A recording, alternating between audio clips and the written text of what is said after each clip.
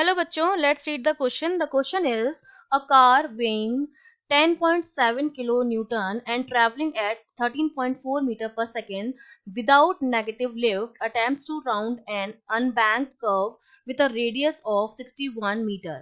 So in first part we have to calculate the magnitude of frictional force on the tires is required to keep the car on its circular path. ताकि वो car circular path पर travel करती रहे, move करती रहे, उसके लिए क्या कितना फ्रिक्शनल फोर्स रिक्वायर्ड होगा उसका मैग्नीट्यूड कैलकुलेट करना है. And in b part, if the coefficient of static friction between the tires and the road is 0.350 is the attempt at taking the curve successful. अगर म्यू की value 0.350 हो तो क्या उस कर्व पर मूव करना सक्सेसफुल रहेगा या नहीं, ये भी हमको बताना है. तो देखिए, इस क्वेश्चन को सॉल्व करने के लिए हमारा जो की कॉन्सेप्ट रहेगा वो हमारा क्या रहेगा. जब भी कोई ऑब्जेक्ट सर्कुलर मोशन में मूव करता है, रोटेट करता है, तो क्या रहता है, जो रिक्वायर्ड फोर्स होता है उसको बैलेंस करता है हमारा centripetal force which is given by mv square upon r, जहां पर v स्पीड है और r हमारी क्या होती है, रेडियस होती है. तो कंडीशन कुछ ऐसी है, इस तरह से कर्व है, उस पर यहाँ पर बाइक राइड कर रहे हैं.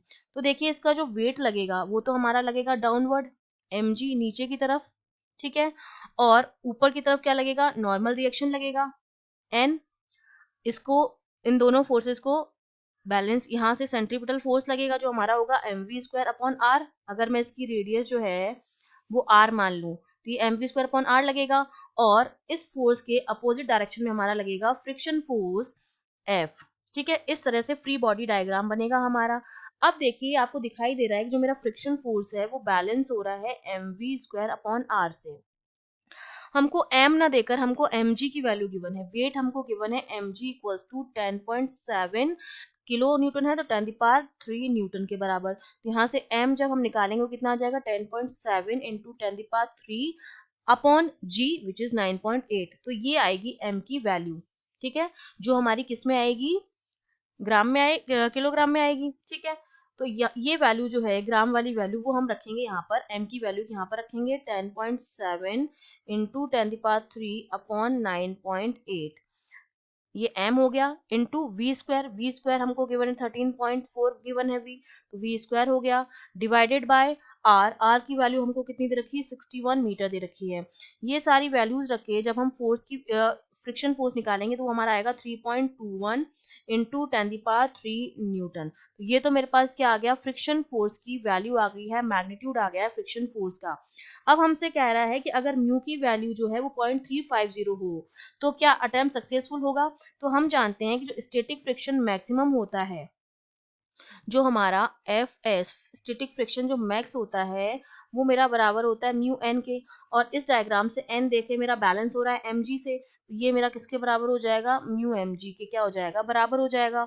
और म्यू की वैल्यू जो हमको दे रहे हैं, तो देखिए फ्रिक्शन फोर्स हमने म्यू की वैल्यू मैं लिख दूं 0.35 इंटू एम की वैल्यू हमने निकाली 10.7 इंटू 10 की पावर 3 अपॉन 9.8 इंटू 9.8. तो 9.8 से 9.8 तो कैंसिल आउट हो जाएगा. तो एफ एस जो आता है मैक्सिमम वो आता है 3.75 इंटू 10 की पावर 3 न्यूटन. तो एफ एस की जो मैक्स वैल्यू आ रही है वो हमारी कितनी आ रही है, 3.75 इंटू 10 की पावर 3 न्यूटन. और जो हमने फ्रिक्शन फोर्स निकाला वो हमारा कितना आ रहा था, वो हमारा आ रहा था 3.21 इंटू 10 की पावर 3 न्यूटन, जो कि हमारी जो मैक्स वैल्यू है उससे हमारा क्या आ रहा था, कम आ रहा था. तो क्या हो, तो ये हमारा जो अटेम्प्ट हो जाएगा एफ एक्स मैक्स की जो वैल्यू है, देखिए वो हमारे पास is greater than the value of F.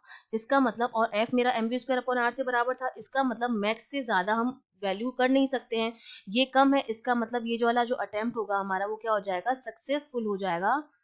क्योंकि इससे ज्यादा अगर एफ की वैल्यू एफ एस मैक्स से भी ज्यादा आती तो हमारा क्या आ जाता उस केस में, अगर एफ मेरा जो है वो एफ एस मैक्स से भी ज्यादा हो जाता तो उस केस में हमारा नेगेटिव लिफ्ट आ जाता उस केस में. तो अभी जो वैल्यू है वो हमारी क्या है, एफ एस मैक्स से कम है, तो एम वी स्क्वायर आर मतलब स्पीड जो है मेरी वो कम है मैक्सिमम स्पीड से, तो हमारा जो अटेम्प्ट होगा वो क्या होगा, सक्सेसफुल हो जाएगा. तो ये हमारा आंसर हो गया. I hope you understood well. All the best.